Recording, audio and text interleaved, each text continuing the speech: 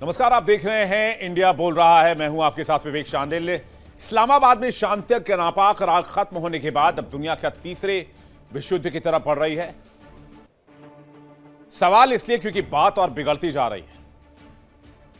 America ने सबसे बड़ी तैनाती की है आज की तारीख में इस पीस टॉक के दरमियान, और यह बात मैं आपको हमेशा से कहता रहा हूं कि अमेरिका इसे अपॉर्चुनिटी की तरह यूज करेगा, रीग्रुप करेगा, रीथिंक करेगा, रीयूनाइट करेगा, रीलोड करेगा। क्योंकि जंग के दरमियान ऐसी खबरें लगातार सामने आई जब मैंने आपको बताया कि अमेरिका के interceptors, air defence system, America के गोला बारूद, अमेरिका का हथियार सब खत्म हो गए हैं। लेकिन जैसे ही सीज फायर अमल में आया, ईरानी हमले रुके, अमेरिका ने पूरी दुनिया से जंगी साजो सामान जुटाने की तैयारी कर दी। और आज की तारीख में सबसे बड़ी खबर मैं आपको बताता हूं, होर्मुज में अमेरिका ने नेवल ब्लॉकेड लगा दिया है।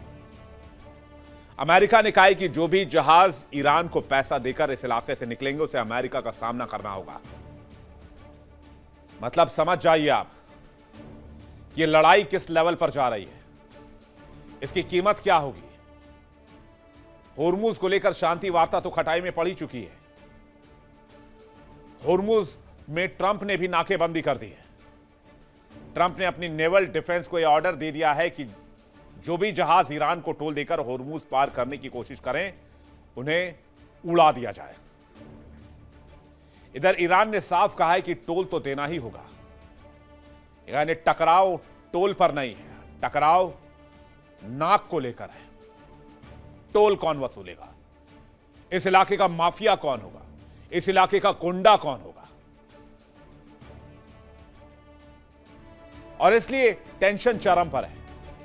जिस तरह से दोनों पक्ष आमने सामने हैं और नाकेबंदी को लेकर जो तेवर दिखाए जा रहे हैं, उससे साफ हो गया है कि शांति का राग खत्म हो चुका है और मिडिल ईस्ट में महायुद्ध की ज्वाला जलने वाली। इस पर विस्तार से बातचीत करेंगे, चलेंगे इस खबर की तह तक में, बताएंगे आपको बातचीत के बाद क्या क्या हुआ है। बातचीत हुई, बातचीत फेल हो गई, ये दुनिया जानती है, लेकिन उसके बाद क्या, व्हाट नेक्स्ट, इसी को जानने की कोशिश करेंगे, इसी पर चर्चा करेंगे सबसे बड़े इंटरनेशनल पैनल के साथ इंटरनेशनल डिबेट में।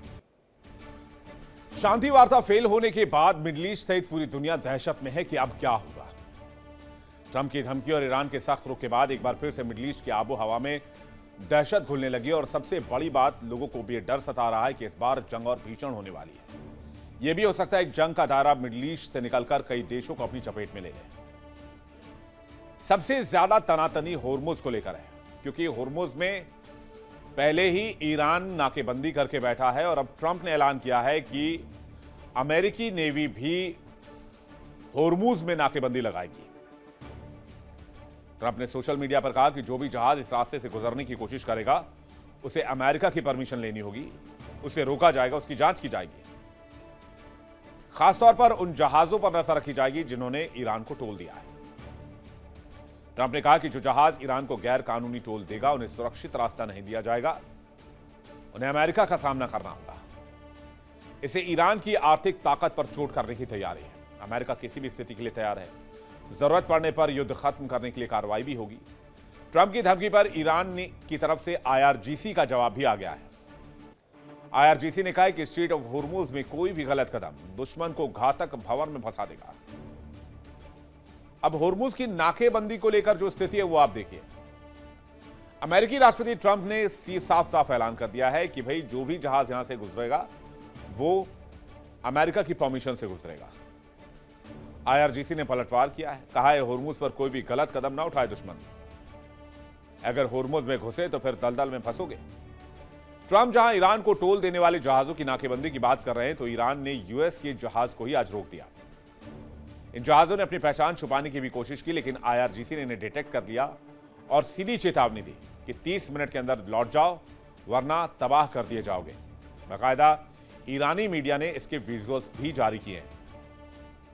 यहां तक कि IRGC के ड्रोन इन जहाजों के ऊपर उड़ने लगे। आखिरकार 30 मिनट के अंदर ही अमेरिका के जंगी जहाज को यहां से वापस लौटना पड़ा। तो ईरान के अल्टीमेटम के बाद अमेरिकी जहाज पीछे हटे, पर्शियन गल्फ के मुहाने पर पहुंच गए थे अमेरिकी जहाज। ईरान ने 30 मिनट का वक्त दिया था, जहाज खुद को गल्फ ऑफ ओमान की तरफ मोड़ ले, अगर नहीं तो 30 मिनट के बाद IRGC के टारगेट पर होंगे। यूएस के जहाजों ने आखिर में आईआरजीसी की चेतावनी मान ली और वो इस इलाके से भाग गए। वहीं इस युद्ध में एक और खिलाड़ी है इजराइल। इजराइल ने लगातार लेबनान में भारी तबाही मचाए हुए हैं। इजराइल के ताजा हमले में लेबनान में अभी अभी 13 लोगों की मौत हो गई है। शांति वार्ता के फेल होने के बाद ईरान लेबनान पर भीषण प्रहार कर रहा है। हिब्रू चैनल के मुताबिक 15 के आसपास लोग घायल हुए हैं। इजराइल के चीफ ऑफ स्टाफ ने सेना को हाई अलर्ट पर रख दिया है और इजरायली सेना को कहा गया है कि पीस टॉक फेल होने के बाद ईरान पर संभावित हमले की तैयारी शुरू कर दें। एक तरफ लेबनान पर हमले में 13 लोगों की जान गई है, दूसरी तरफ इजराइल की सेना को हाई अलर्ट पर कर दिया गया है। ईरान के साथ संभावित युद्ध की तैयारी के लिए आदेश दिए गए हैं। फिलहाल ईरान पर बमबारी को लेकर कोई फैसला नहीं हुआ है, यानी मामला क्लियर है। स्थिति साफ है कि यहां से अब जो लड़ाई है वो आगे की तरफ जाएगी। डे वन से कई लोगों ने कहा कि भी सीज फायर हो गया है, अमेरिका ने ईरान को मोहलत दे दी है, अब बीच का रास्ता निकल सकता है। लेकिन अगर आप तीनों देशों को देखेंगे जो सीधे तौर पर इस युद्ध में इन्वॉल्व हैं, तीनों देशों के अपने अपने एम हैं, अपने अपने लक्ष्य हैं। शुरुआत करते हैं ईरान के साथ। ईरान ने 2 मुख्य मांगे रखी हैं।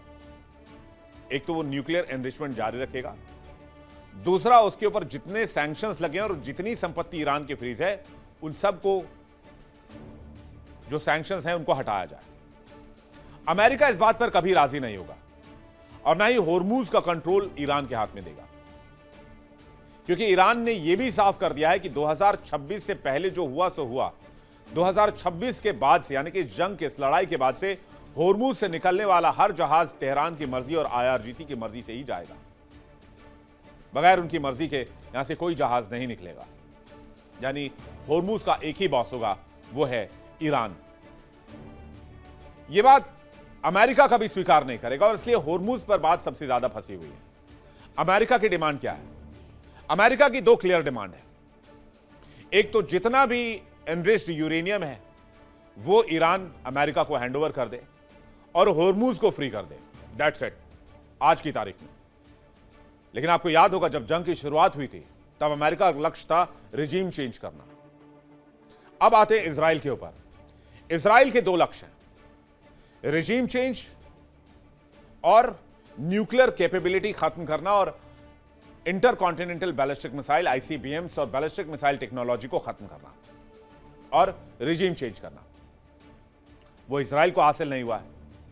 तो कुल मिलाकर लब्बो-लुबाब यह है कि डोनाल्ड ट्रंप जिस जंग के जरिए मिडिल ईस्ट के हालात और ईरान की गुत्थी को सुलझाने चले थे, उन्होंने इसे और पेचीदा बना दिया है और जंग के उस भंवर में डाल दिया है जहां से एकमात्र विकल्प सिर्फ और सिर्फ जंग ही है, क्योंकि बातचीत की कोई गुंजाइश नहीं है। जिस तरह की मांगे, जिस तरह के डिमांड और जिस तरह के लक्ष्य तीनों देश लेकर चल रहे हैं। बातचीत करने के लिए यूके देवनाथ, ग्रुप कैप्टन, हमारे साथ इस वक्त जुड़ रहे हैं। इसके अलावा आलम रिजवी हमारे साथ जुड़ेंगे, ईरानी मामलों के जानकार, मंजू सेठ, पूर्व राजनयिक, और मेजर मोहम्मद शाह अली हमारे साथ होंगे थोड़ी देर में, और डॉक्टर धीरज कौल भी हमारे साथ होंगे थोड़ी देर में।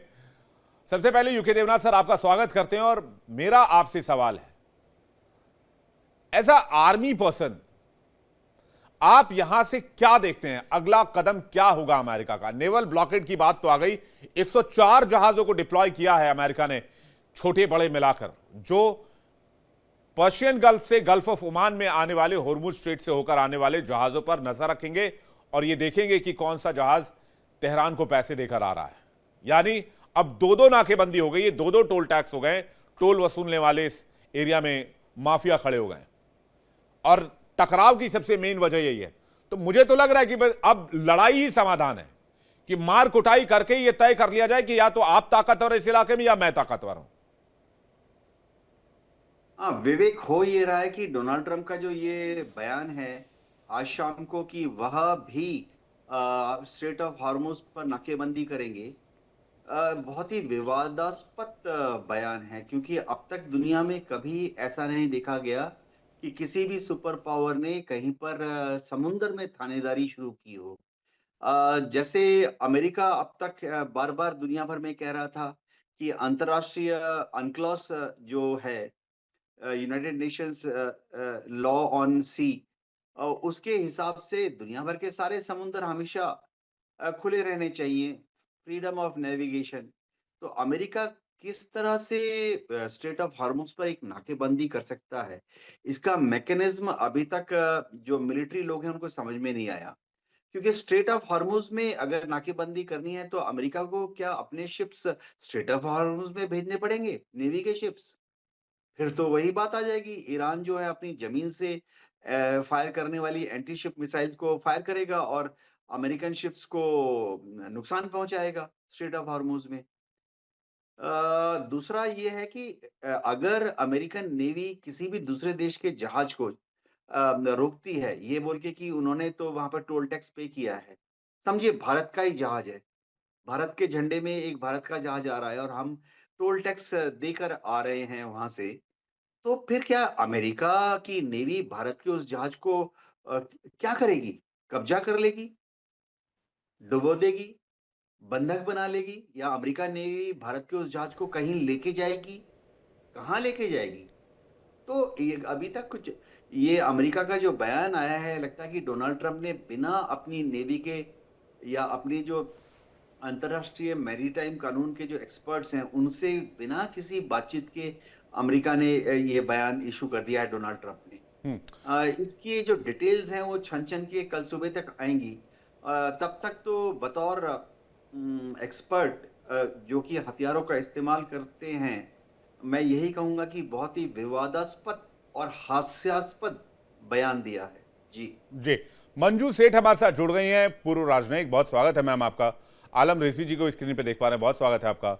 मेजर अली शाह को भी देख पा रहे हैं स्क्रीन पर। मेजर अली शाह, बहुत स्वागत है आपका। मंजू सेठ जी से समझना चाहेंगे, क्या चाहते हैं डोनाल्ड ट्रंप? बातचीत में ऐसी शर्त रखते हैं जिसको ईरान कभी नहीं मानेगा। वो अपने एनरिच्ड यूरेनियम क्यों हैंड ओवर करे अमेरिका को? वो हॉर्मुज स्ट्रेट का कंट्रोल क्यों अमेरिका को दे दे? Ma'am please, thank you.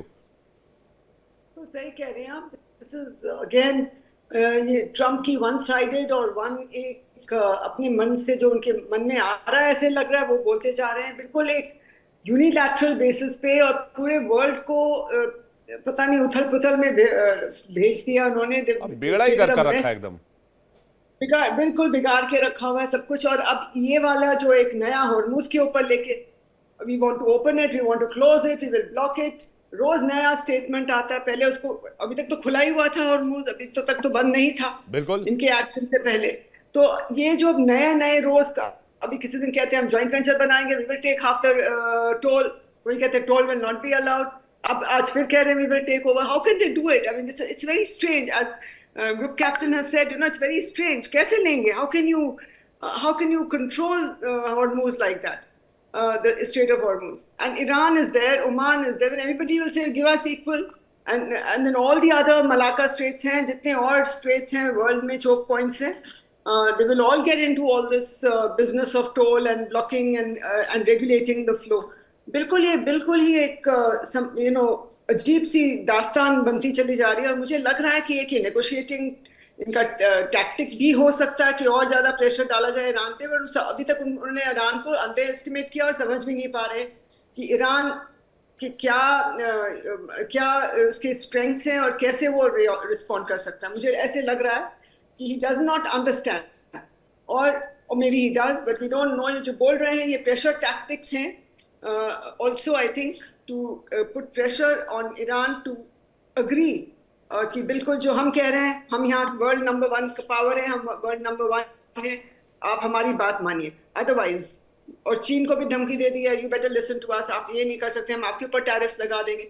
तो हर देश को धमकियां और उस किस्म का बिहेवियर कर रहे हैं। ये बिल्कुल डिप्लोमेटिक और इंटरनेशनल रिलेशंस के बिल्कुल खिलाफ है। लेकिन उनको आई थिंक एक यूनिलैटरल और एक यूनिपोलर पावर अपने आप को मानते हुए वो इस और कोई रोकने वाला नहीं, उनको पता है कोई उनको रोक नहीं सकता है, और है भी नहीं कि उनको मुकाबले में कोई रोक सके। शायद चीन कर पाता, लेकिन चीन भी संभल के चलेगा, वो भी नहीं इस पे रिस्पॉन्ड करेगा और ना रूस करेगा। तो I think it's a very difficult situation for the world also. And in Manju Singh ji, इसमें पता है मैं क्या देख पा रहा हूं? मैं ये देख पा रहा हूं, आप लोग चूंकि मुझसे बहुत सीनियर हैं, विद ड्यू रेस्पेक्ट, मैं देख पा रहा हूं कि ईरान भी ऐसे खुश है, वो चाहता है डोनाल्ड ट्रंप 5 साल और रहें। चाइना तो उससे ज्यादा खुश है, चाइना चाहता है कि 5 साल और डोनाल्ड ट्रंप अमेरिका की रिजीम में रहें। और भी कई कंट्रीज ऐसे होंगे, नेटो के कई देश ऐसे होंगे जो चाहते हैं कि वो रिजीम में रहें। इटली की पीएम चाहती होंगी, फ्रांस के राष्ट्रपति इमैनुअल मैक्रोन चाहते होंगे कि वो बने रहें एज अ लीडर और एज अ प्रेसिडेंट अमेरिका के सर्वोच्च पद पर। जब तक वो रहेंगे वो अमेरिका की बर्बादी की कहानी लिखते रहेंगे। 17 लाख करोड़ रुपए स्वाहा कर चुके हैं वो इस जंग में, मिला कुछ नहीं है उनको, और वो अपनी जेब से नहीं खर्च करा है, वो खर्च करा अमेरिकन टैक्स पेयर्स का, और वो जो पैसे वहां पर जमा हुआ और दुनिया भर से जो टैरिफ के तौर पर उन्होंने वसूला, या जो भी वो अमेरिका का पैसा था, अमेरिका समझा अमेरिका कैसे खर्च किया। अमेरिका की साख जो वो गैलेप के सर्वे में 31% अप्रूवल रेटिंग पर पहुंच गई। 36% अप्रूवल रेटिंग चाइना की हो चुकी है आज की तारीख में। दुनिया चाइना पर ज्यादा भरोसा करती है rather than United states of America. तो अमेरिका के दुश्मन तो चाहेंगे कि डोनाल्ड ट्रंप बने रहें, वो अपने हाथ से ही वो स्क्रिप्ट लिखें जो स्क्रिप्ट वो लिख रहे हैं। लेकिन ये जो एक एक दिन है, ये दुनिया भर के लिए, अलग अलग व्यक्ति के लिए, मेरे लिए, आपके लिए, हम सभी के लिए, हर हिंदुस्तानी के लिए, हर इंसान के लिए बहुत पेनफुल है, क्योंकि इनको ऐसे बर्दाश्त करना बड़ा मुश्किल है। मैं रिजवी साहब का एक रिएक्शन कि पीस टॉक डिरेल क्यों हुई, ईरान के हवाले से क्या खबर है, उसके बाद मेजर साहब आपके पास लौट रहा हूं। रिजवी साहब जी नमस्कार विवेक जी, आपका बहुत बहुत शुक्रिया। आपके दर्शकों को और पैनल में मौजूद तमाम मेरे भाइयों को, मेरी बहन मंजू दीदी जो है उनको भी मेरा नमस्कार। और देखिए, ईरान की जो हालत है, मैं आपको बहुत ही शॉर्ट में बता दूं कि वहाँ पर जो पैनलिस्ट हैं वो लोग पहले ही से, कल ही उनके प्रोग्राम्स में ये बात चल रही थी कि हमको अमेरिका से बहुत सावधान रहना होगा। ये जो शांति वार्ता की बात हो रही है, हो सकता है कि इसके पीछे कोई गहरी और गंदी अमेरिका की साजिश हो। हमें उस साजिश से जो है सावधान रहना है। ये वहाँ पर वहाँ की टेलीविज़न वगैरह पे इस तरह की बात चल रही है। हाँ, और लोग बहुत ज़्यादा अमेरिका से पहले भी नाराज़ थे, और अभी नाराज़गी में और ज़्यादा इजाफा हो गया है। आपकी विवेक जी एक बात बड़ी अच्छी लगी कि जो चाइना वगैरह हैं वो ये चाहते होंगे कि डोनाल्ड ट्रंप 4-5 साल और रहें, ताकि जो थोड़ी बहुत साख बची है वो ख़त्म हो जाए, जो इज्जत और वक़ार अमेरिका का था।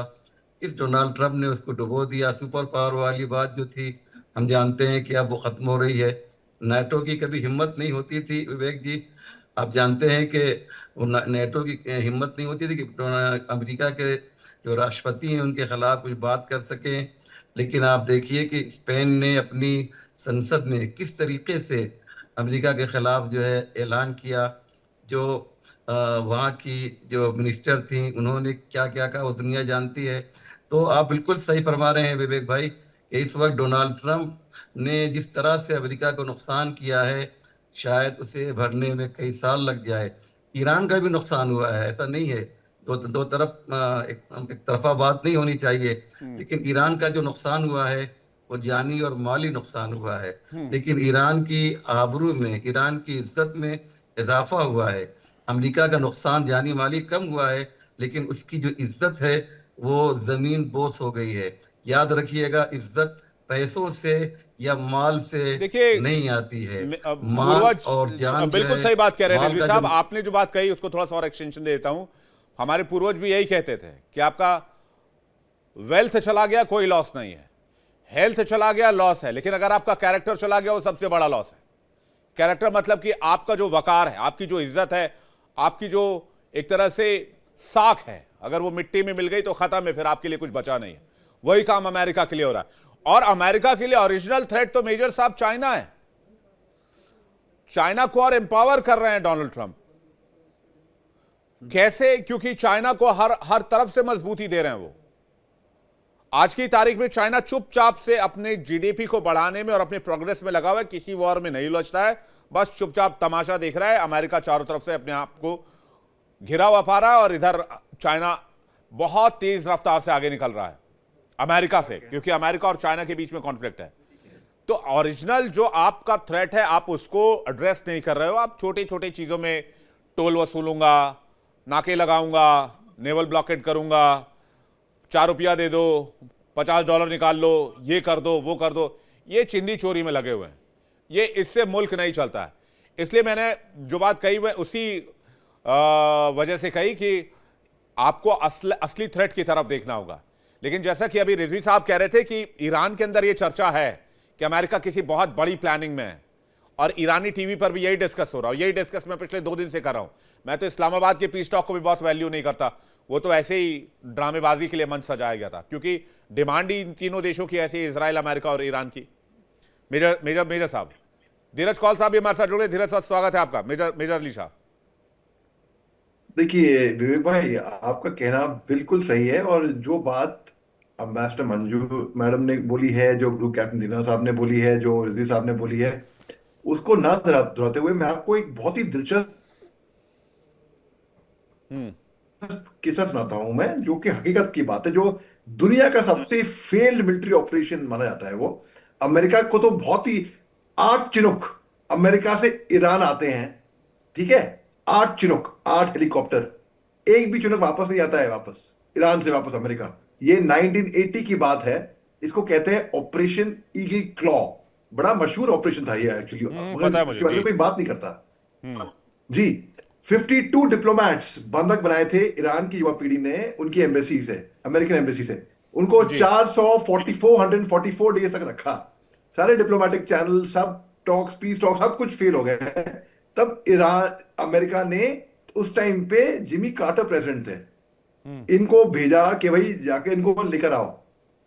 आप यकीन मानेंगे, 8 में से 8 चिनुक वापस नहीं गए भैया हैं। एक का तो इंजन ऊपर का रोटर फेल हो गया, टूट गया वो। एक का हाइड्रोलिक लीक हो गया। एक तो डेजर्ट स्टॉर्म, ईरान के रेगिस्तान की आंधी में अटक गया। एक जो है वो उनके फिक्स विंग C-17 ग्लोमास्टर, हर्क्यूलिस ग्लोमास्टर, जो बड़ा जहाज होता है उसमें थे, उसमें भिड़ गया, क्रैश हो गए वहीं पे। उसके बाद फिर रोनाल्ड रीगल बाद में प्रेसिडेंट बनकर आए, इलेक्शन हार गए जिमी कार्टर, रोनाल्ड रीगल बनकर आए। तब इन बंधकों को छोड़ा उनके पहले दिन पे। तब रोहिला खोमेनी तब उनके सुप्रीमो थे ईरान के। पैसे भी ले लिए अमेरिका से, मगर बात ये नहीं हुई थी कि इनकी सत्ता में छोड़े। 19 जनवरी 1980 में रोनाल्ड रीगल जाते हैं, आते हैं, और जिमी कार्टर जाते हैं, ठीक है, 19 और 20 जनवरी को उनको छोड़ा गया। तो ये अगर अमेरिका अपने इतिहास से कुछ नहीं सीखता तो भैया कोई बैटल ऑफ मिडवे आइलैंड, बहुत से battle of Stalingrad, battle of Vietnam के अंदर लड़ा गया था। कुछ तो इतिहास से बाकी मुल्कों से सीखो ना फिर आप। नहीं, अब डोनाल्ड, एक आदमी ने पूरी दुनिया में तहस नहस मचा दी है। ये इतने बड़े झूठे हैं। मेरे को 1 मिनट देगा अनइंटरप्टेड। 1964 में ना, ये हाई स्कूल में थे, इन्होंने कहा कि एक बेसबॉल मैच खेला था इन्होंने, he was man of the match. ये लोकल मीडिया में भी आया, वहां पर छपा। बाद में ये क्लासमेट ने कंफर्म किया था, कोई मैच हुआ ही नहीं भैया। फिर 1996 में माइक टाइसन और इवैंडर हॉलीफील्ड, बहुत बड़े बॉक्सर थे, मैं जानता हूं कि मेरा नाम भी मोहम्मद अली है, मैं भी बॉक्सर हूं, तो इन्होंने $1 मिलियन खर्च किए थे इनके बॉक्सिंग मैच में 1996 में। ऐसा कुछ हुआ ही नहीं, झूठ। 2009 में इन्होंने गोल्फ कोर्स एक्वायर करते हैं, ट्रम्प गोल्फ कोर्स, जो स्ट्रेटेजिक इंपॉर्टेंस के लिए है। बेसिकली इनके खानदान से कुछ लोग जो प्यारे हो गए खुदा को, वो वहां पर दफनाए गए थे, ठीक है। लेकिन स्ट्रेटेजिक इंपॉर्टेंस, इन्होंने कहा कि इनमें एक नदी बहती है जो लाल रंग का पानी छोड़ती है, क्योंकि जो अमेरिकन सिपाही फौजी जो शहीद हो गए थे सिविल वॉर में, उनके खून से, ऐसा 18 सदी में, 18 सेंचुरी में एक सिविल वॉर हुई थी जहां पे केवल 10 जवान, 10 फौजी शहीद हुए थे। तो ये सब झूठ। इनकी मैं इस पे रिसर्च की मैंने, 30,500 समथिंग टाइम इन्होंने अपनी पहली टर्म में झूठ बोला, यानी कि average is 21 lies per day. तो आप सोचिए, जो आदमी इतना बड़ा झूठ बोलता है, इतना बड़ा झूठा है, कंपल्सिव लायर है, इनके झूठ बोलने का रिकॉर्ड तो इनके फर्स्ट रिजिम में भी बहुत शानदार रहा है। अली साहब, आपने बिल्कुल सही कहा कि जिस आदमी को लगातार झूठ बोलने की आदत हो, जो इम्पल्सिव हो, और उससे दुनिया की सबसे ताकतवर कुर्सी दे दी गई हो, तो फिर क्या ही हो सकता है। फिर तो इस दुनिया का ऊपर वाला ही मालिक है। जिस तरह से फैसले रहे वो भी हम देख ही रहे हैं पिछले 15-16 महीनों में। धीरज कौल साहब का रिएक्शन चाहेंगे, अमेरिका का अगला मूव क्या हो सकता है। हालांकि आज एक डिस्ट्रॉयर घुसने की कोशिश कर रहा था गल्फ ऑफ ओमान से, पर्शियन गल्फ की तरफ से। ईरानी मीडिया ने वो विजुअल भी रिलीज किया है जिसमें 30 मिनट का टाइम दिया गया, 30 मिनट के अंदर वो वॉरशिप वहां से गया, यूएस का। फाइनली वो वापस चले गए गल्फ ऑफ ओमान से बाहर। तो अगला मूव क्या होगा? डोनाल्ड वो कह रहे हैं भाई हम भी टोल वसूलेंगे, हम भी नाकेबंदी करेंगे। इस तरह से थोड़ी चलता है कोई मुल्क, या फिर कोई प्रेसिडेंट इस तरह से फैसले थोड़ी करता है। कौल साहब, आपको क्या लगता है? देखिए, नमस्कार, thank you for having me on the show. और जो बात हम पहले से बोल रहे थे, बहुत ही फ्रेजाइल सीज फायर है। और क्योंकि जो 10 शर्तें ईरान ने रखी थी और जो 15 हमने रखी थी, उसमें टॉप 3 जो हमने कल भी बात की थी, न्यूक्लियर और कैपेबिलिटीज, बैलिस्टिक, हरमूज और supporting the terror organisations in gulf countries, उस पर कोई सहमति नहीं थी। और बिल्कुल ही जैसे जेडी वेंस ने बोला, it was not the right investment of his time, ये कहीं बात नहीं जा रही थी। Then they flew back. लेकिन बात कुल मिला के फिर इकोनॉमी पे आ रही है। अब देखिए हो क्या रहा था, जो हरमुज नेचुरल वाटरवे है, जो कि यूएन और सारी इंटरनेशनल ऑर्गेनाइजेशन एक अधिकार मानती हैं इंटरनेशनल कॉमर्स, ट्रेड और शिपिंग लेन्स का। तो उसके ऊपर अब एक तरीके से का ऑयल टेरर का नेट टाइप से चीज क्रिएट हो चुकी है, जिसके ऊपर जो आप बता रहे हैं चुंगी वसूलना और ये सब चल रहा है। तो पहले भी ट्रंप ने एक बार इनडायरेक्टली बोला था कि हमें हरमूज में डायरेक्टली कोई इंटरेस्ट नहीं है, हमारा पर्सनली कुछ इफेक्ट नहीं होता, हम चाहते हैं नेटो देश आए और गल्फ के देश भी आगे बढ़कर इसको सिक्योर करें। अब फाइनली क्या हो रहा है कि ईरान जो तेल बेच रहा है, वहां कंटेनर्स, ईरान के जो तेल के कंटेनर्स हैं वो जा रहे हैं, बाकी सारी दुनिया के ऊपर उसने ब्लॉक लगा रखा है। ओमान जो कि उसका बिल्कुल ऑपोजिट पड़ता है, वहां पे उसने भी बोला है कि हम इस पे चुंगी नहीं लगाना चाहिए, इसको फ्री ट्रेड करना चाहिए।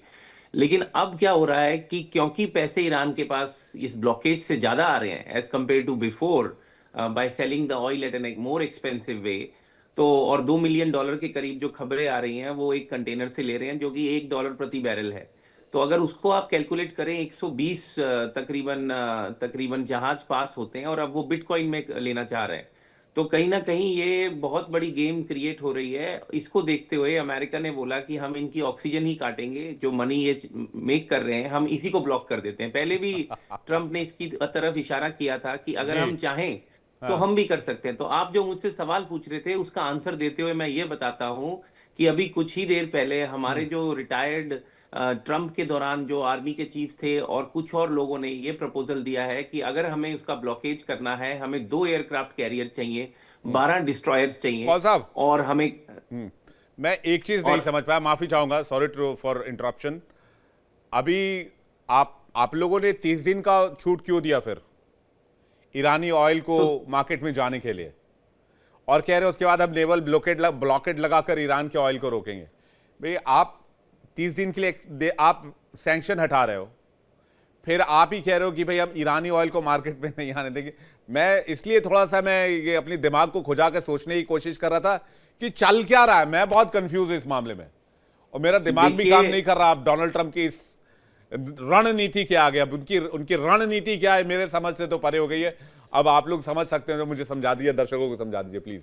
हाँ, देखिए, ये बहुत इंपॉर्टेंट क्वेश्चन आपने पूछा है। मैं तो ये मानता हूं कि डोनाल्ड ट्रंप की जो रणनीति है, उनका जो नेक्स्ट मूव है, शायद ट्रंप के अलावा कोई नहीं जानता, और कुछ ना कोई एक टैक्टिक ऑफ कंफ्यूजन भी यूज कर रहे हैं। यहाँ का मीडिया तो बिल्कुल 24/7 ऊपर नीचे डबल कॉफी पी के यही सोचता रहता है क्या बोला था अभी, अगला सेंटेंस क्या आएगा, कोई प्रेडिक्ट नहीं कर पा रहा। और हाँ जी, बिल्कुल बिल्कुल सही बात है। मेरे कुछ मित्र हैं CNN के अंदर हेल्थ में, और वो बेचारे जब से कोशिश कर रहे हैं कि हम लोग ये जो नई वैक्सीन कैंसर पे बन रही है उस पर बात करें। मेरा खुद का एक शो था उसके ऊपर, वो भी कैंसिल कर डाला, क्योंकि इतनी सारी चीजें अनप्रिडिक्टेबिलिटी। अभी जो लेटेस्ट ट्वीट उनका आया है कि हम इसको ब्लॉक करेंगे, पूरी तरीके से ब्लॉक करेंगे। उनका यह मानना है कि $1 भी ईरान को ना दिया जाए, इकोनॉमिकली चोट की जाए, और जो हम इंफ्रास्ट्रक्चर ऑफ ऑयल और गैस पे हिट कर रहे हैं 10 साल बाद, उसको रिकंस्ट्रक्ट करने की जो कॉस्ट लगेगी उससे बचाने के लिए आप ईरान का ऑयल आप होर्मुज से नहीं निकलने देंगे। ईरान अपना ऑयल कैस्पियन सी से निकाल लेगा रशिया होते हुए। आप क्या कर लेंगे? So it is easily said than done. अगर आप उसके लॉजिस्टिक्स समझेंगे तो हरमुज से अभी भी, इंक्लूडिंग सऊदी का भी मोस्टली तेल वहीं से जा रहा है। तो अगर आप दूसरी कंट्रीज का नहीं निकलने देंगे तो हम आपका नहीं निकलने देंगे। लेकिन एक बात जरूरी है, जो सर ईरान अपने ऑयल कैस्पियन सी से वाया रशिया बेच लेगा, आप रोक पाएंगे क्या? कैस्पियन हाँ, सी में लेकिन कितना उसकी- दखल है अमेरिका का? हाँ, उसका अमाउंट चेक करिएगा, मैं आपको भेज दूंगा उसका नहीं, एक proportion क्या है, ऑल्टरनेटिव वो रूट देख अगर लीजिए। तैयार हो जाए, और अमाउंट छोड़ दीजिए आप, अगर ईरान चाहे तो रशिया उसकी मदद करने के लिए बैठा हुआ है, रशिया देगा, लेकिन ऑयल उस- वेसल्स देगा। हाँ, लेकिन क्वेश्चन ये है कि ईरान के पास कितने समय का फाइनेंस पड़ा है अपनी कंट्री को चलाने के लिए, जो इकोनॉमिकल क्राइसिस सर में है। वही बात दूसरी तो मैं कह रहा हूं आपको- कौल साहब, अगर कैस्पियन सी होके और वो ट्रेड करें रशिया और फिर रशिया से बाकी दुनिया को कनेक्ट करें तो उनको कोई प्रॉब्लम नहीं आने वाली है। और रशिया के हाँ, ऊपर लेकिन- घुसकर हमला करेंगे अगर डोनाल्ड ट्रंप, तो आप बता दीजिए कि आप हाँ। रशियन ऑयल, आप ईरानियन ऑयल बेच रहे हो वाया रशिया, आप ठीक काम नहीं कर रहे हो, आप पर हम हमला कर देते हैं। ऐसा तो इम्पॉसिबल है, होना मुमकिन ही नहीं है। तो मैं आपको कह रहा हूं एक ऑप्शन, अब हुर्मुज बंद करेंगे, उधर कैस्पियन सी से आप रशिया होकर ऑयल निकाल लीजिए, ईरान का जितना तेल चाहिए उतना ईरान देने के लिए तैयार है। करेक्ट, लेकिन एक प्रोपोर्शन होती है of production to sales ratio जो है ऑयल की, उसकी अगर आप अनइक्वालिटी देखेंगे और उसमें जो लैग आएगा वो एक इंपॉर्टेंट फैक्टर है। लेकिन मैं एक पॉइंट बोलना चाहूंगा बिफोर जी, यू जल्दी से चेंज, प्लीज, थैंक यू। हाँ, कि अभी जो रिसेंटली इंफॉर्मेशन आ रही है, अमेरिका ने एक प्रपोजल बनाया है जो अनऑफिशियल चैनल्स के थ्रू अब धीरे धीरे वो सरफेस पे आ रहा है। उसके अकॉर्डिंगली जो मैंने बता रहा था, 2 एयरक्राफ्ट कैरियर, 12 डिस्ट्रॉयर और नेवी के कुछ आधा दर्जन शिप्स डिप्लॉय करेंगे, और इनर सर्कल के अंदर कतार, यूएई और सऊदी की नेवी को भी इनवाइट किया गया है कि एक सेकंड शील्ड बनाए। और जो डी माइनिंग का काम था वॉर से पहले, वो 90% जो डी माइंस थी वो पहले ही निकाली थी, लेकिन मैं अभी जो कह रहा हूं, 10% मैं आपकी बातों से अग्री हूं, ये कुछ ना कुछ ऐसा कर देंगे जिससे रिवर्स करना बहुत मुश्किल हो जाएगा। यूके देवनाथ सर, मैं कुछ बहुत बड़ा एंटिसिपेट कर रहा हूं मिडिल ईस्ट में, सॉरी टू से दैट, लेकिन मुझे कुछ अच्छी फीलिंग्स नहीं आ रही हैं मिडिल ईस्ट को लेकर अमेरिका की तरफ से। विवेक, अगर अंतर्राष्ट्रीय कानून को माने और अमेरिका की साख को माने तो 22 अप्रैल तक तो स्टेबिलिटी रहनी चाहिए। 2 हफ्ते का सीज फायर था, यानी 22 अप्रैल तक ना। डोनाल्ड ट्रंप के मूड स्विंग का क्या करेंगे देवनाथ सर? वो तो एक ब्लैक हाँ, कॉफी पर बदल जाती है। हाँ, तो स्टेबिलिटी की तरफ हम बात कर रहे थे। 22 अप्रैल तक ना ईरान दागेगा कोई मिसाइल इजराइल की तरफ, वो पक्का है। वो मैं आपको शर्तिया बता सकता हूं कि ईरान अपनी उसको ऑनर करेगा। अमेरिका क्या अपनी अंडरस्टैंडिंग को तोड़कर 22 अप्रैल के पहले ईरान पर हमला करेगा? शायद नहीं। लेकिन सबसे बड़ा जो कहते हैं अनप्रेडिक्टेबल फैक्टर यह है कि इजराइल क्या अमेरिका की अनदेखी करते हुए 22 अप्रैल के पहले ईरान पर हमला करेगा? इसी पे काफी दारोमदार है। मैं इसलिए बता रहा हूं कि ऑलरेडी टॉक्स जो हैं, सेकेंड फेज ऑफ टॉक्स शायद इस्लामाबाद में ही हो जाएं, अगले 7-8 दिन के अंदर हो जाएं इस्लामाबाद पे। और उस पे जो बढ़त है वो तभी आगे बढ़ेंगी अगर इजराइल इस प्रोसेस में अगले 2-3-4 दिन में ईरान के ऊपर बम गिराकर इस्लामाबाद टॉक्स नंबर 2 को सैबोटेज सर ना करे। अभी कुछ घंटे पहले लेबनान में हमला हुआ है जिसमें 13 लोगों की मौत हो गई है।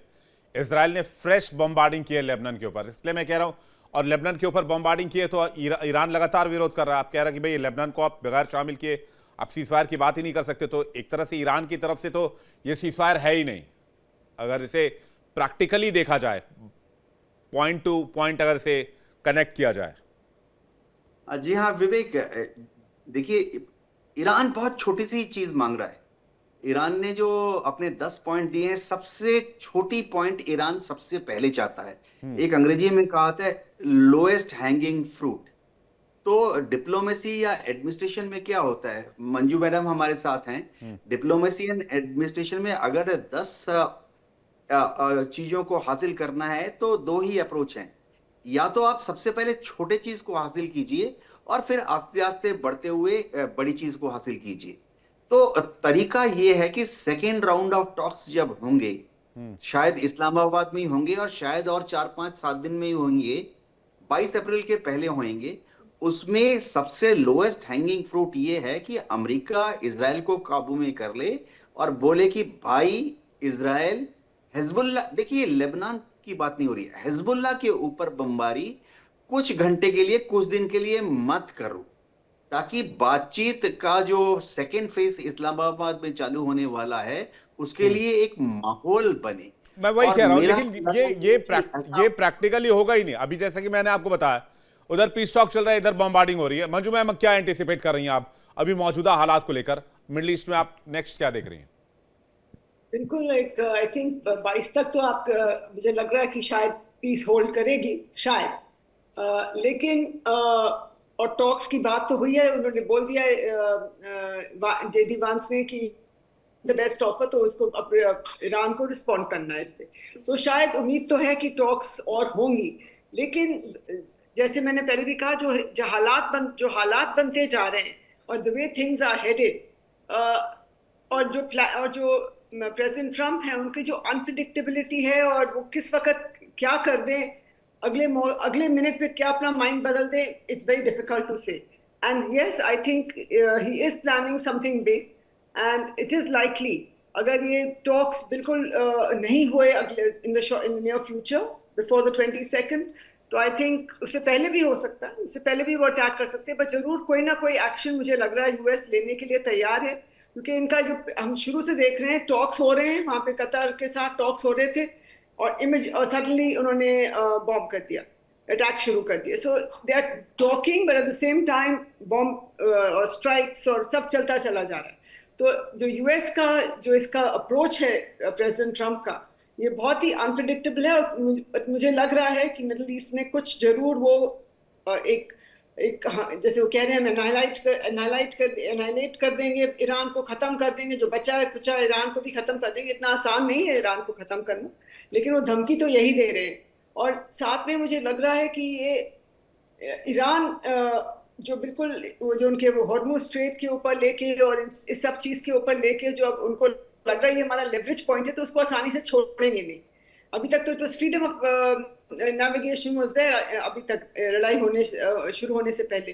तो ये दोनों साइड्स जो अड़ रहे हैं और जो अपने किसी चीज से टस से मस होने को तैयार नहीं है, कुछ मुझे लग रहा है आसार अच्छे नहीं है, और आई थिंक ये बिल्कुल एग्रीवेट होने के चांसेस हैं लड़ाई के।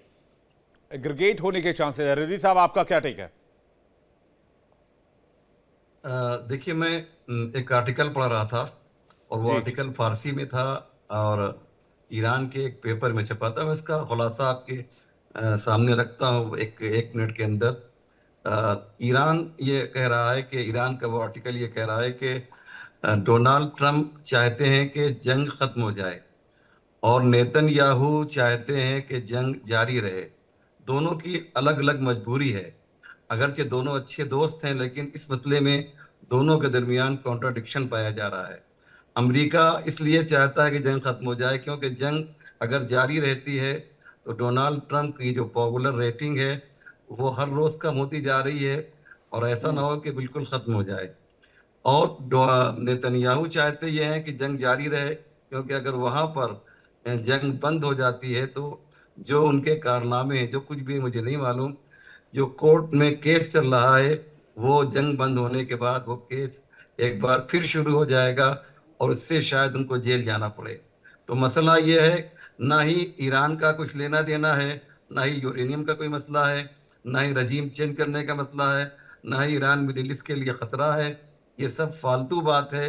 दोनों की अपनी अपनी ज़ाती इच्छाएं हैं, ख्वाहिशें हैं, और दो ख्वाहिशों के दरमियान पूरी दुनिया पिस रही है। यहाँ तक कि हमारे हिंदुस्तान के किचन में भी इसका इफेक्ट है, क्योंकि गैस का प्रॉब्लम बहरहाल है। तो पूरी दुनिया तो लोगों की ज़ाती ख्वाहिश के दो क्या बोलते हैं, चक्की के जो दो हिस्से होते हैं उसके दरमियान पिस रही है। और ये बहुत ही अफसोसनाक सूरत हाल है और इसे जो है दुनिया वालों को समझना चाहिए, और ये दुनिया वालों ने समझ लिया। इसीलिए मैंने पहले भी कहा कि नाटो के जो कंट्रीज थे वो क्यों अलग हो गए, क्योंकि वो जान रहे थे कि इसमें कोई इनके ईरान से लेना देना नहीं था। वो अपने को बचाने के लिए गोया जंग का उन्होंने मैदान आगे बढ़ाया है, जंग जारी रखी है। मेजर अली शाह, आपको क्या लग रहा है? जैसे कि मंजू मैम बता रही हैं, मैं भी इसी तरफ हूं कि यहां मिडिल ईस्ट में कभी भी कुछ भी बड़ा हो सकता है। जी जी, एम्बेसडर मंजू मैम ने बहुत ही सही बोला है। देखिए, फरवरी के महीने में अमेरिका और ईरान बातचीत तो कर रहे थे। 4 फरवरी को ये मेज पर आए, बातचीत करी, इन्होंने बोला अच्छी शुरुआत हुई है, इसको आगे बरकरार रखना चाहिए, ठीक है। और उसी महीने में, हालांकि आखिर में अमेरिका ने हमला कर दिया ईरान के ऊपर, इसराइल के साथ में इनकी टॉप लीडरशिप मार दी 24 घंटे के अंदर।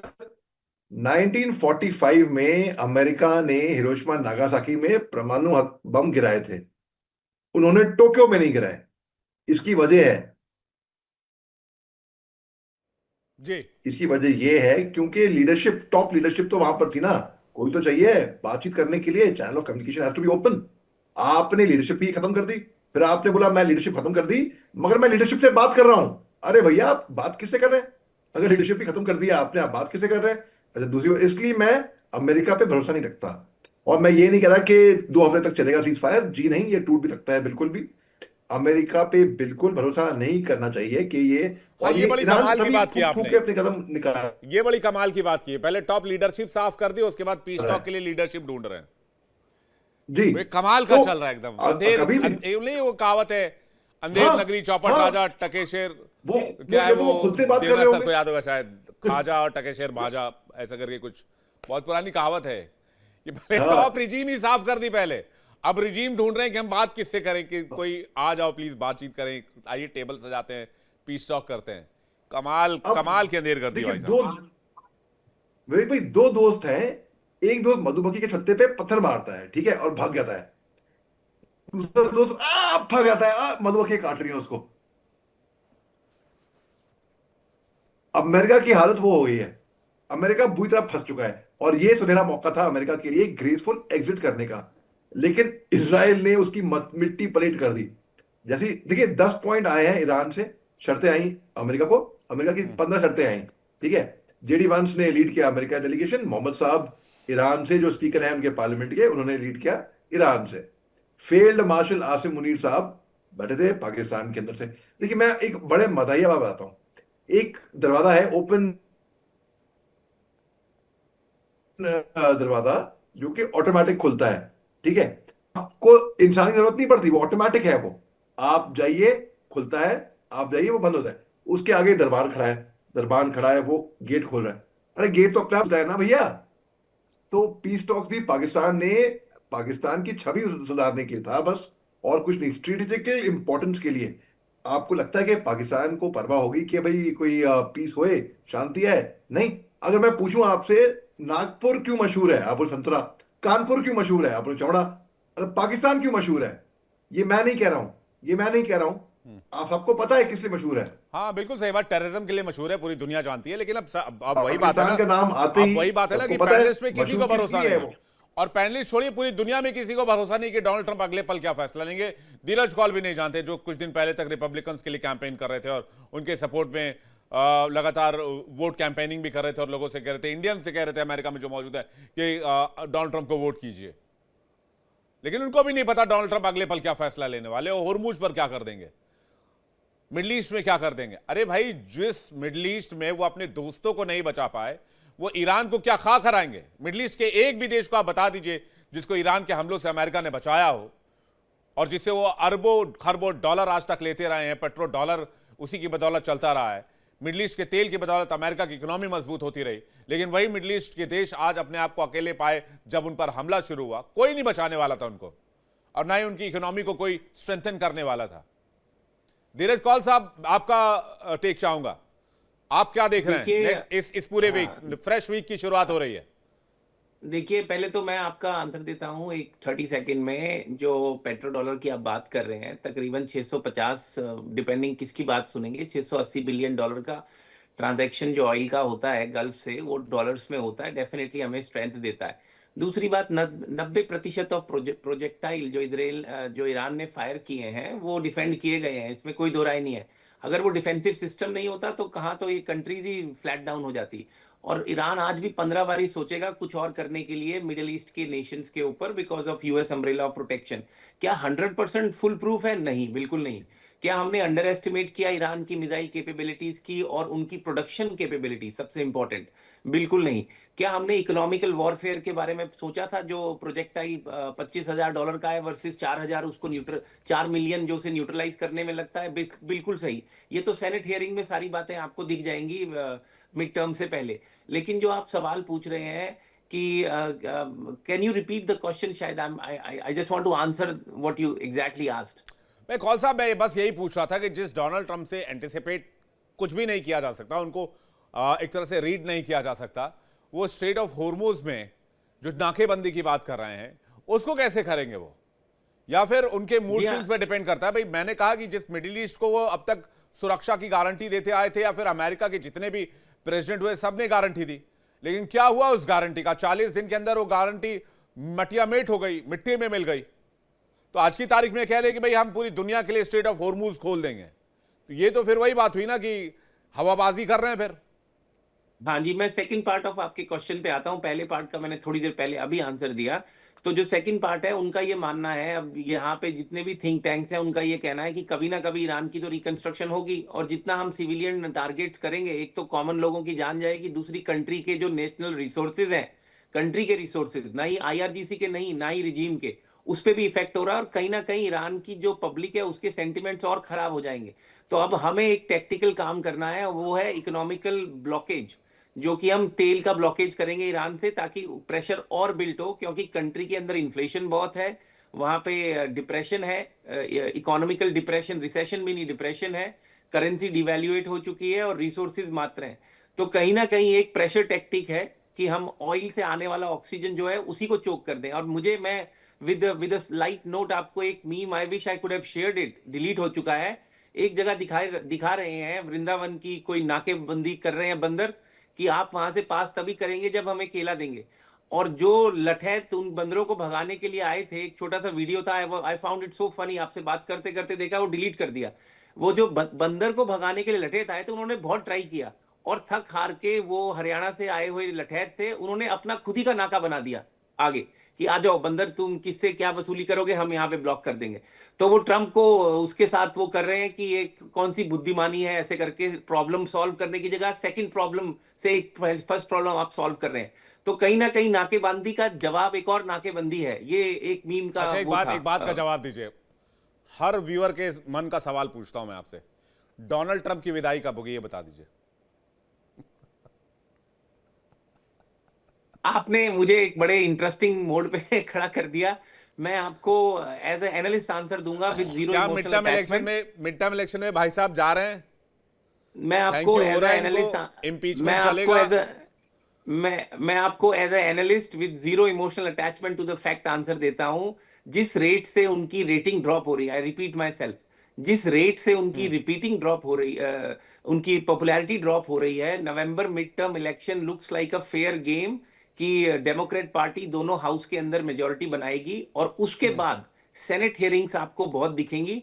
उससे क्या होगा, जो हमारे रियल इलेक्शंस हैं उसके आउटकम्स बहुत ज्यादा इंफ्लुएंस होंगे, और रिपब्लिकन पार्टी कुछ भी पास नहीं कर पाएगी, जिस डायरेक्शन में चीजें इस टाइम जा रही हैं। नंबर 2, जो वॉल स्ट्रीट है, जो उनका सबसे बड़ा फंडर है, जिसकी वो बात सुनते हैं, मंडे मॉर्निंग को जो मार्केट्स खुलेंगी, अगर यही स्थिति रही तो और 3% कॉन्ट्रैक्शन होगा। और कहीं ना कहीं उन फंडर्स का मोह उठता जा रहा है कि क्या हम समझ भी पा रहे हैं। आप ही के शो पे मैंने बोला था, अनदर 1.5 वीक लेफ्ट, 1.5 हफ्ता रह चुका है हमारे लिए रोप का। 1.5 हफ्ते के बाद अमेरिकन इकोनॉमी स्टैगफ्लेशन की तरफ बढ़ सकती है। अगर ऐसा हुआ तो सारे पॉलिटिकल नैरेटिव साइड हो जाएंगे और इकोनॉमिकल नैरेटिव सामने आ जाएंगे, और आप देखेंगे कि इंपीचमेंट की खबरें और बढ़ने लगेंगी। यूके देवनाथ सर, आपका रिएक्शन चाहेंगे जल्दी से इस पर, जो बात कौल साहब कह रहे हैं? वैसे आप मुस्कुरा रहे थे तभी मैं समझ गया सवाल आपके मन में भी है। इसमें कोई शक नहीं है कि अमेरिका में बहुत बड़ा तबका है, डेमोक्रेट्स तो हैं, रिपब्लिकन पार्टी का भी एक धड़ा है, वो अब ट्रंप को एक बोझ समझने लगा है। लेकिन ट्रंप के पक्ष में ये काम कर रहा है कि ठीक है, सेनेटर्स जो कुछ रिपब्लिकन पार्टी के हैं वो चाहेंगे कि चलो कुछ इज्जत के साथ इस समय को निकाल दे। सबसे बड़ा नुकसान हो गया कि जेडी वांस का जो नेगोशिएटिंग स्किल्स उन्होंने दिखाया उसमें कोई मैग्नानिमिटी नहीं थी, यानी उन्होंने प्रेसिडेंट ऑफ अमेरिका बनने के लायक कोई भी क्वालिटीज पाकिस्तान में नहीं दिखाई। मेरे ख्याल से अब रिपब्लिकन्स को ही शक होगा कि क्या जेडी वांस को अगली बार प्रेसिडेंशियल कैंडिडेट के लिए नॉमिनेट करें।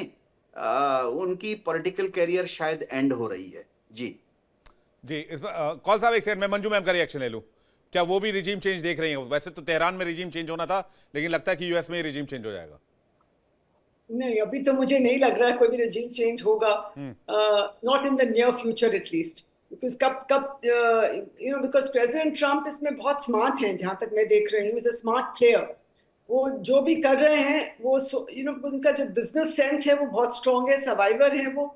और हमने देखा था लास्ट टाइम जब इलेक्शंस हारे थे, तब लग रहा था कि पॉलिटिकल करियर उनका खत्म है, लेकिन इस इलेक्शन में फिर वापस आए हैं और विद रिन्यूड वोट। तो हाँ ठीक है, नवंबर के जो इलेक्शंस हैं पिछली बार तो मंजू मैम कैपिटल हिल को ही कब जाने की तैयारी कर ली थी। एग्जैक्टली इस बार लगता है कोई अमेंडमेंट लाकर ऐसा ना कर दे कि अब राष्ट्रपति का कार्यकाल 10 साल का होगा। हाँ, he might he can do anything। So मुझे लग नहीं रहा है कि उनका अभी एटलीस्ट इमीडिएट उनका कोई रेजिम चेंज होने के चांसेस हैं। हाँ, बट थोड़ा थ्रेट जरूर बढ़ गया है उनके लिए, लेकिन मुझे लग नहीं रहा कि इमीडिएट फ्यूचर में कुछ ऐसा होगा। At least I feel it will not happen. Kaul साहब, आप यूएसए छोड़ दीजिए, वापस आ जाइए। इंडिया की ग्रोथ ज्यादा अच्छी है और $40 ट्रिलियन का कर्ज भी नहीं है हमारे ऊपर। आप यहाँ ज्यादा बेटर कर पाएंगे। मैंने तो कल सजेस्ट भी किया और इंडियन इकोनॉमी में आप योगदान देंगे। आप अमेरिकी इकोनॉमी में योगदान देने का देखिए कोई फायदा है नहीं आज की तारीख में। हम सैचुरेशन की तरफ जा रहे हैं आप लोग। Sorry to say that. मेरे को 1 मिनट दीजिएगा। जो कल मैडम बैठी थी पीपीपी की, उनको भी मैंने रिकमेंड किया था कि एक फ्री चैनल क्रिएट हो। पीस टॉक्स पे तो वो बात कर ही रही हैं, जिससे ईरान की एनर्जी इंडिया में फ्री बहुत सस्ते में आए और ऑक्सीजन होता है ग्रोथ के लिए, वो तो बहुत फायदा होगा सबका। बट एनीवे, लेकिन जो क्वेश्चन जो देवनाथ जी ने एक पॉइंट रेज किया, मैं उसके अटैचमेंट में एक छोटा सा आपको पॉइंट देता हूं कि रिपब्लिकन पार्टी के धड़ों में ये बात हो रही है कि जेडी वैंस की जो परफॉर्मेंस इस्लामाबाद में थी वो प्रेसिडेंशियल बिल्कुल भी नहीं है। और जो नेक्स्ट प्रेसिडेंशियल कैंडिडेसी है, क्या उसमें इवांका ट्रंप, जिसका सपोर्ट तकरीबन 2-3-4% है, उसको प्रोजेक्ट किया जाएगा? क्या ये एक इनर साजिश थी? कई लोगों का ये भी मानना है कि जेडी वैंस को ऐसी जगह भेजा जाए जहां पे पीस, मतलब कोई बात ही नहीं कर, it's not possible to have that kind of connection. तो क्या उनकी इमेज को डेलिबरेटली नीचे लाया गया है? इस पे एक छोटी सी कन्वर्सेशन हो रही है, but very small people are thinking like this. Just wanted to bring it up. एक मीम, आपने मीम की बात की तो मेरे जहन में भी कुछ आ गया, मैं जल्दी से जाते जाते शेयर कर दूं। चर्चा हो रही कि भाई अमेरिका ने किसको पढ़ने के लिए भेजा, मतलब इस पीस टॉक के लिए भेजा। उसमें एक थे फील्ड ऑथर जेडी वांस, उनको पता नहीं क्यों फील्ड ऑथर कह रहे हैं, वो आप बेहतर तरीके से जानते होंगे। एक हैं जेरेड कुशनर जो कि दामाद हैं। एक हैं स्टीव विटकॉफ जो कि डोनाल्ड ट्रंप के बहुत अच्छे फ्रेंड हैं। ईरान ने किसको भेजा? ईरान ने भेजा 2 पीएचडी और एक स्कॉलर को बातचीत करने के लिए, जिन्होंने डॉक्टरेट किए हुए थे।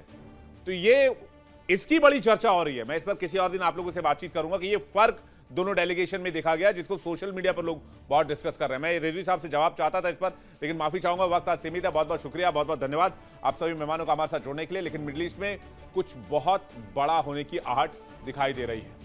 खास पेशकश में इतना ही। वक्त एक ब्रेक का है, फौरन लौट रहे हैं। देखते रहिए इंडिया डे।